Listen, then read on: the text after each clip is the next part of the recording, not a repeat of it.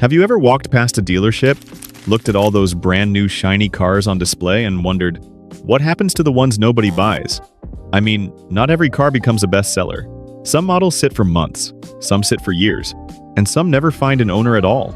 Today we're going to dive into the hidden life of unsold cars. Where they go, who takes them, how much they lose in value, and why some end up abandoned, forgotten, or even destroyed. The truth is way crazier than most people expect. Let's start at the beginning, the dealership lot. When a brand new car arrives, it's technically not owned by the dealership. Most dealers don't pay in full up front. They use something called floor plan financing. Basically, they borrow money to keep cars in stock, and every single day that car sits there, the dealer pays interest on it. So, a car that doesn't sell? It's not just taking up space, it's literally costing money. Dealers track this very closely. When a car hits 90 days on the lot, it becomes aged inventory. After 180 days, it becomes a problem. After a year, it's a disaster. Because by that point, that car might already be from last year's model, even though it's technically brand new. So what do they do first? Discounts. Big ones. You'll see price drops, special financing, cashback deals, extended warranties, anything to get attention. The goal is simple. Move the car fast, because every week it sits is lost profit. But sometimes even discounts don't work. Maybe the car is an unpopular trim. Maybe it has a weird color combination like purple exterior with tan interior. Maybe it's a manual transmission in a market where nobody drives stick. Or maybe the model itself just didn't catch on. So the dealership shifts to phase 2, repurposing. One option is turning the car into a demo. Employees drive it, it racks up some mileage, and suddenly it's no longer brand new, but it becomes more attractive as a lightly used deal with a lower price. Another option, loaner vehicles. When customers bring their cars in for service, dealerships offer loaners, and some of those loaners are unsold new cars being put to use. But let's say months go by, and the car still won't sell. Then we enter the next stage, liquidation. This is where unsold cars quietly disappear from dealerships, and most customers have no idea where they go. The answer? Wholesale auctions. These aren't public auctions where anyone can show up. Most of them are dealer-only events. 1,000 car lots, massive warehouses, vehicles rolling through one after another. And this might shock you, cars that were once $35,000 brand new can sell for $18,000, $15,000, sometimes even less, just because they aged out. It's brutal, but dealerships would rather take a loss than let a car keep draining money. From these auctions, cars usually go 3 directions. Number 1. Smaller independent dealerships buy them and resell them as used deals with low mileage. Number 2. Rental fleets buy them in bulk because they don't care about the exact spec, they just need cars. And number 3. Export buyers. And this part is fascinating. Unsold cars in one country can be extremely desirable in another. For example, a sedan that totally flopped in the US might be a status symbol in the Middle East or Eastern Europe. So exporters buy them cheap, ship them overseas, and flip them for profit. Same car, completely different demand. But what happens when even the auctions can't get rid of them? Believe it or not, some manufacturers buy the cars back. Not out of kindness, but strategy.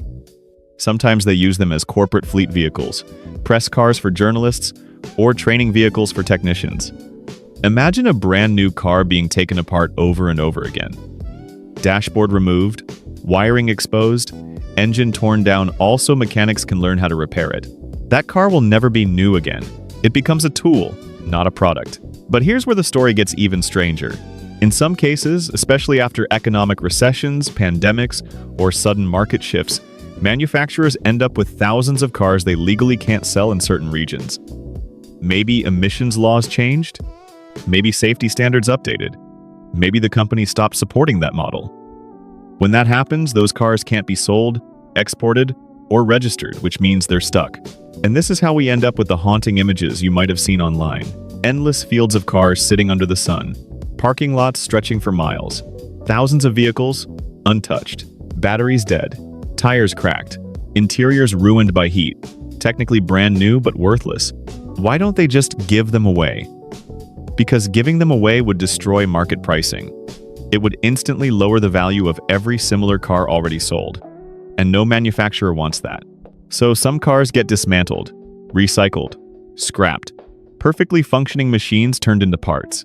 It sounds insane, but sometimes it's cheaper to destroy a car than to sell it. But not all unsold cars end in tragedy. Some get a second life years later. When a model becomes rare, unusual, or iconic, surviving unsold stock can turn into collector's gold. Think about the Toyota Supra, old BMW M cars, or oddball limited editions. A car nobody wanted in 2004 might be worth six figures today. In fact, there have been cases where forgotten storage units or sealed warehouses were discovered packed with untouched cars, time capsules from decades ago, and collectors went crazy over them. So in a strange way, the market decides a car's fate twice. Once when it's new, and once when it's old enough to be nostalgic. Now here's the bigger question. Why do cars go unsold in the first place? Sometimes it's price, sometimes design, sometimes competition, sometimes terrible marketing, and sometimes timing. A great car released at the wrong moment can vanish without ever getting a fair chance. But one thing is certain. Every unsold car has a story of what could have been and what never happened. So now let's flip the script. Imagine if tomorrow, every unsold car in the world hit the market at 50% off. No strings attached, no tricks, just half price. What would happen? Dealerships would explode with demand. Used car values would crash. Collectors would panic. The entire auto market would flip upside down overnight. And suddenly, the cars nobody wanted would become the cars everyone was fighting for. Funny how value can change just like that. So let me ask you, which car would you buy instantly if it dropped to half price? Drop your answer in the comments, I'm curious. And if you enjoyed this deep dive into the hidden world of unsold cars, make sure to like the video, subscribe to the channel, and share it with someone who loves automotive mysteries. More stories, more secrets, more insane car facts coming soon. Thanks for watching, and see you in the next one.